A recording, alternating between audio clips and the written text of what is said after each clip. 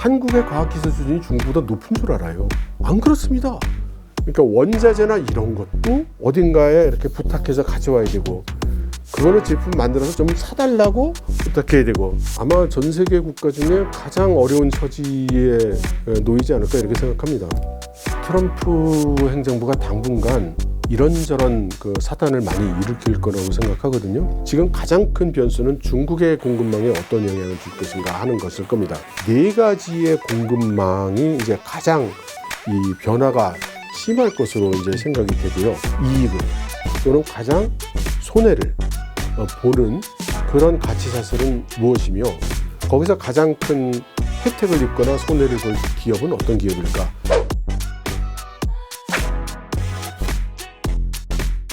중국의 딥시크가 네. 사실 전 세계에 좀 충격을 줬잖아요. 네. 딥시크 좀 박사님은 어떻게 보셨어요?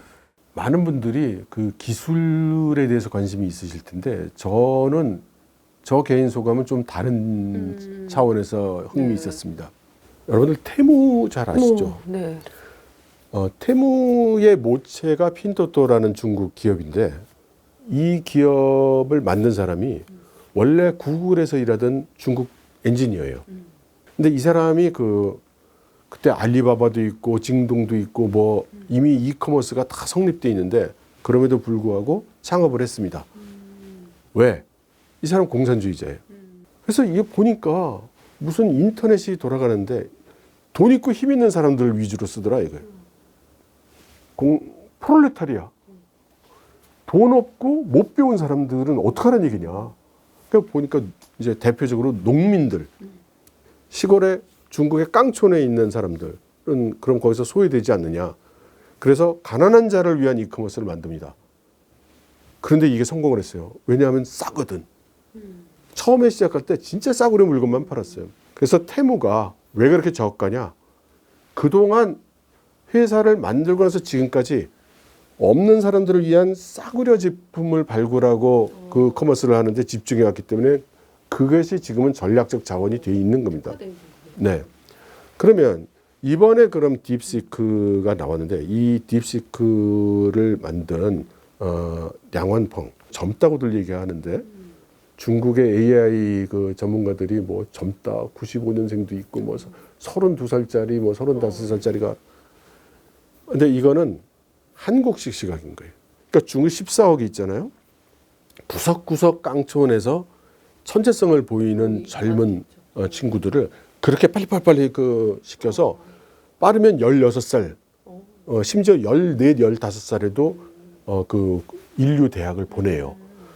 그럼 이 친구들이 보통 그 대학을 졸업할 때 나이가 21세, 늦어봐야 22세예요. 그보다 훨씬 빨리 졸업하는 친구들도 있고요. 20살 안 돼서 졸업하는 애들도 있어요. 그리고 중국의 발전 속도가 굉장히 빠르잖아요. 그럼 한번 생각해 보세요. 21살에 내가 이 기술 기업에 취업을 했어요. 그리고 내가 35살이야. 그럼 이 사람 경력이 몇 년입니까? 15년이에요. 15년. 네. 그리고 다른 나라의 기술 발전 속도와는 달리 중국의 기술 발전 속도는 지금 굉장히 빠르죠. 우리나라로 치면 한 2배는 될 거예요. 한 30년 경력자 정도 되는 거예요. 이 사람 그 경험이. 그래서 이 중국의 요즘 뛰는 젊은 기업가들을 보고, 벤처 기업가들을 보고, 아, 중국은 젊은 애들이 막 그 창업을 해서 막 잘 되고 있어. 아닙니다. 그 젊은 나이에 그만한 학력과 경력을 쌓을 수 있게 해주는 사회 체제를 중국 공산당이 만들었다는 것을 우리가 거기에 대한 경각심을 좀 가져야 돼요. 그래서 이 딥시크 같은 거를 볼 때에도 40세니까 이 량원펑이, 그러니까 상당히 나이가 있다고 봐야 되고요. 연륜이 있는. 예, 있다고 봐야 되고, 그다음에 이 친구들이 해온 조직이 뭐냐면 젊은 친구들이지만 경력이 꽤 있고 능력이 있는 출중한 애들을 모아서 아주 그 탄력적인 조직에서 자유분방한 사고를 가지고 개발했다는 걸 알아야 됩니다. 그럼 우리나라가 지금 과연 그 중국의 젊은 벤처들이 그렇게 천재성 가진 애들 모아서 아주 자유롭고 탄력적인 분위기에서 완전히 일에만 전념해서 빠지는 그런 조직 문화로 혁신을 위해서 노력하고 있을 때, 과연 지금 우리가 거기에 대응하고 경쟁할 수 있느냐? 이거를 중국 애들이 요즘 뭐 좋은 AI를 만들었대. 그럼 또 나올까? 뭐 너무 안일하다. 너무 안일하고 제 둘러 있는 사람들은 좀 나이가 많은 편이거든요. 한국의 과학기술 수준이 중국보다 높은 줄 알아요. 안 그렇습니다. 작년에 우리나라 과학기술부가 평가한 결과에도 우리가 중국에 뒤진 걸로 나와요. 근데 사람들이 그냥 중국 그러면 메이드 인 차이나 싸구려 저품질 이런 생각을 계속하는 거예요. 아닙니다. 지금 우리가 그렇게 인식할 때가 아니고 정말 심각하게 이러다 우리 큰일 나겠어 라는 위기의식을 가지고 대해야 됩니다. AI 쪽에서는 이렇게 비약할 만한 발전을 하고 전기차도 잘하고 있고 이렇지만 사실 중국 경제 상황은 너무 어렵다는 얘기 많거든요.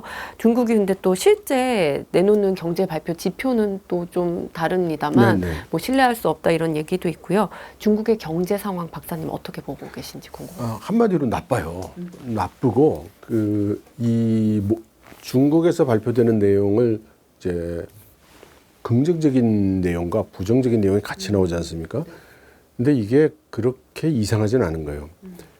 그러니까 중국은 GDP를 계산을 할 때 일단 제조 생산을 많이 하면 그게 다 GDP로 잡혀요. 안 팔려도 잡혀요. 그러니까 BYD 같은 데서 중국의 전기 자동차 만들어서 유럽에 막 수출해 놓잖아요.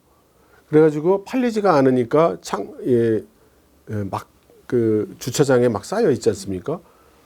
그거 다 GDP로 잡히는 거예요. 근데 우리 시장주의에서는 그런 식으로 이제 안 하죠. 그래서 중국의 GDP가 좋다고 해서 중국 경제가 좋다고 직접적으로 연결해서 생각하기는 조금 곤란한 면이 있고, 그래서 저는 가장 중요한 지표를 두 가지라고 생각해요. 하나는 환율이고요. 하나는 실업률입니다. 근데 잘 읽어보면 지난 2년 이상 중국의 공식 발표에도 실업률이 좋아졌다는 얘기는 안 나옵니다. 없었어요. 그 안 나오는 이유는 뭐냐면 좋아지지 않으니까 안 나오는 거예요. 그러면 2년 전으로 돌이켜 보면 그때가 뭐 팬데믹 끝날 무렵 정도 될 텐데, 그럼 그 전에는 팬데믹 3년이 있었잖아요. 그럼 도대체 실업이 엉망이 된 시간이 지금 얼마가 돼 있는 겁니까? 그러면 지금 못해도 5년 정도 엄청난 실업 사태를 겪고 있고, 그 사이에 모든 분들이 알다시피 부동산 엉망이 됐고, 내 주택담보대출 갚기가 지금 어려워져 있고, 그런데 수출은 서방에서 제재해서 이제 잘 안 되고 좀 이런 상황이잖아요. 그러니까 이게 좋다고 얘기할 수가 없죠. 근데 작년에 중국이 좀 여러 가지 부양책을 좀 많이 썼는데 그럼에도 좀 나아지지 않은 이유는 뭘까요? 그러니까 그 부양책이라는 게 크게 작년에 가장 먼저 실시했던 건 통화정책과 이제 금융정책이었어요. 이거는 다 돈 가진 사람들, 금융기업들 노는 겁니다. 근데 이게 우리 실제 문제가 되고 있는 거는 수출이 잘 안 되고 앞으로도 원활치 않겠다는 전망하에 중국의 내수 소비 시장이 불이 붙어야만 된다는 게 모든 사람들이 하는 이야기인데, 이 사람들이 돈을 쓰기 위해서는 내가 돈을 써도 되겠다라는 안심이 될 수 있어야 되고, 또 실제로 주머니에 돈이 좀 들어와야 돼요. 이게 아직은 잘 안 되는 겁니다. 그러니까 중국이 지금 이 산업 정책, 실물 경제 정책으로 내는 것은 크게 두 가지입니다. 하나는 양중 정책이라는 거고, 하나는 양신 정책이라는 거예요. 양중 정책은 농촌과 도시, 여기서 도시는 사실 이제 뭐 중소도시를 의미하는 건데, 이 두 군데를 제대로 발전할 수 있게 밀겠다. 그러니까 경제 정책의 초점을 그쪽으로 두겠다. 대도시 뭐 이런 쪽이 아니고요. 근데 이거는 아직 뭔가 구체적인 정책이 제대로 시행된 게 아직 없어요. 양신 정책은 뭐냐? 우리가 잘 아는 그 이구 환신 정책을 말하는 겁니다.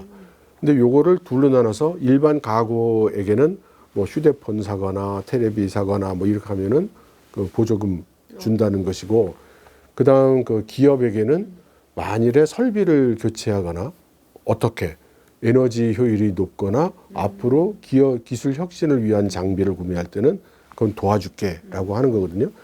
그러면 이렇게 하는 이유는 이 돈을 그냥 풀면요, 부자들은 받아가지고 저는 부자가 아니지만 예를 들어 한 1억을 받았어요. 그럼 야 신난다 오늘부터 좋은 거 먹으러 가자 이럴까요 이 사람이? 평소에도 좋은 거 먹는데.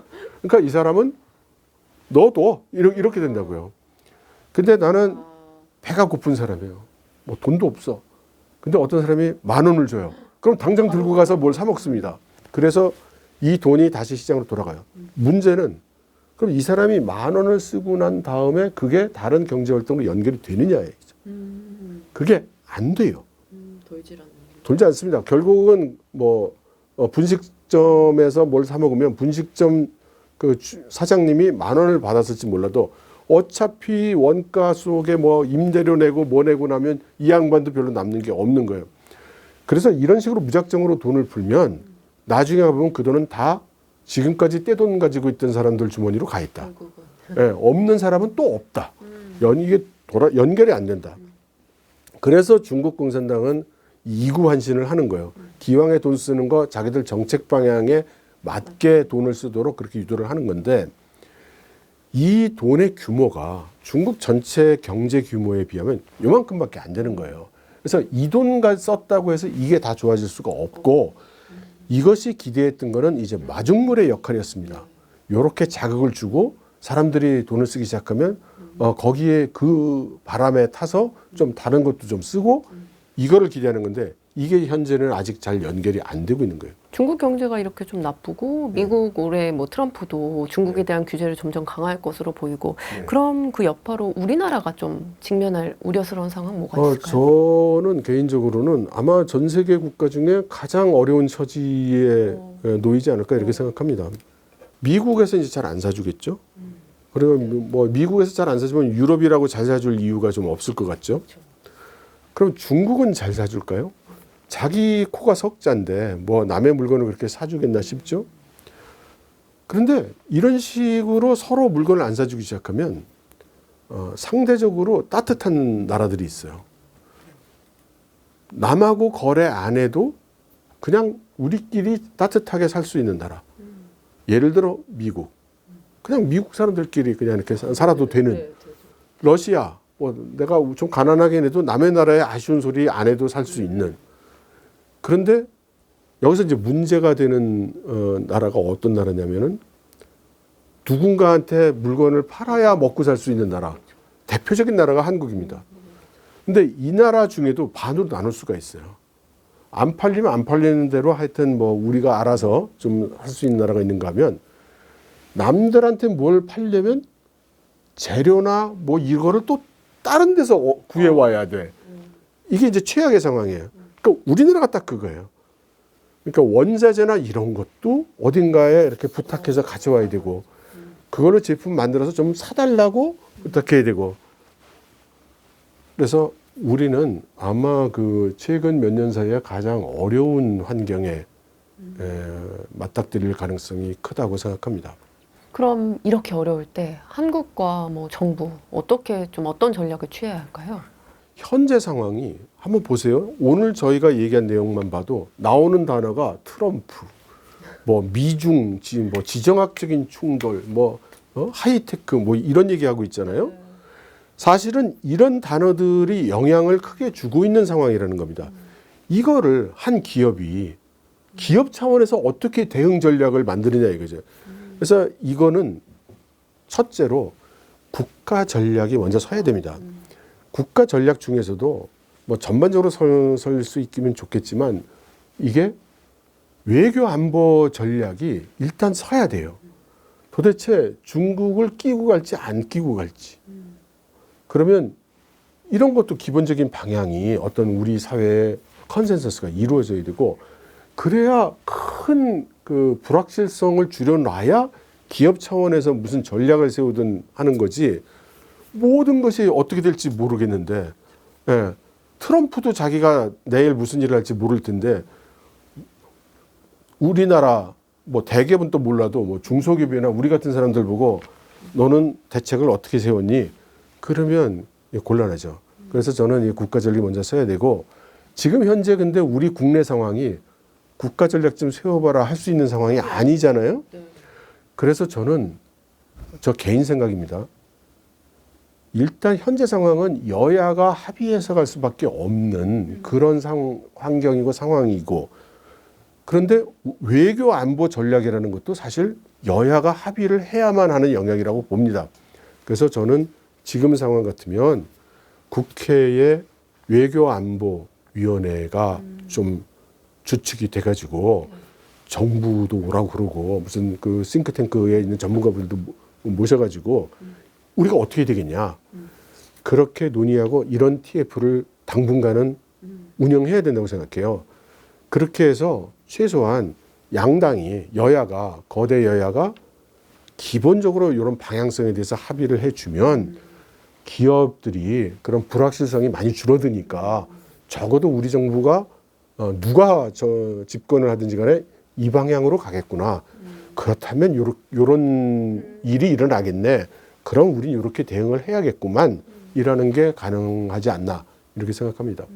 박사님, 마지막 질문 한번 드려볼게요. 저희가 또 투자자들이 많이 보는 방송이다 보니까 미중 패권 경제 속에서 뭐 올해 좀 주목해야 할 핵심 산업, 뭐 유망한 곳 어떻게 보고 계세요? 저는 그 트럼프 행정부가 당분간 뭐 이런저런 그 사단을 많이 일으킬 거라고 생각하거든요. 그래서 글로벌 공급망이 계속해서 불안정하게 동탕질을 칠 가능성이 크다고 생각해요. 그럼 여기서 가장 큰 영향을 줄 게, 아까 말씀드렸듯이 러시아나 미국은 상대적으로 안정된 그 공급망이기 때문에 지금 가장 큰 변수는 중국의 공급망에 어떤 영향을 줄 것인가 하는 것일 겁니다. 근데 중국이라는 나라의 입장에서 봤을 때 전략 물자 공급망은 몇 가지를 꼽을 수가 있어요. 그 첫 번째가 식량입니다. 특히 사료, 식량, 사료 공급망이고, 둘째는 에너지 공급망이고, 그 중에 특히 석유입니다. 이제 세 번째가 이제 반도체 같은 것이 될 거고요. 네 번째가 그 히토리를 포함한 그런 소재가 될 겁니다. 그래서 이 네 가지의 공급망이 이제 가장 이 변화가 심할 것으로 이제 생각이 되고요. 그러면 이 네 가지 공급망의 변화가 막 일어날 때 가장 이익을 또는 가장 손해를 보는 그런 가치 사슬은 무엇이며, 거기서 가장 큰 혜택을 입거나 손해를 볼 기업은 어떤 기업일까? 이런 것들을 생각해 보시면 본인이 가장 잘 이해할 수 있고 정보를 많이 가지고 계시는 그 영역에서 찾아보면 그러면 투자에 도움이 되시지 않을까, 그렇게 생각합니다. 박사님 모시고요. 미중 무역 전쟁에 대한 다양한 자세한 이야기 들어봤습니다. 박사님, 오늘 말씀 감사합니다. 네, 감사합니다.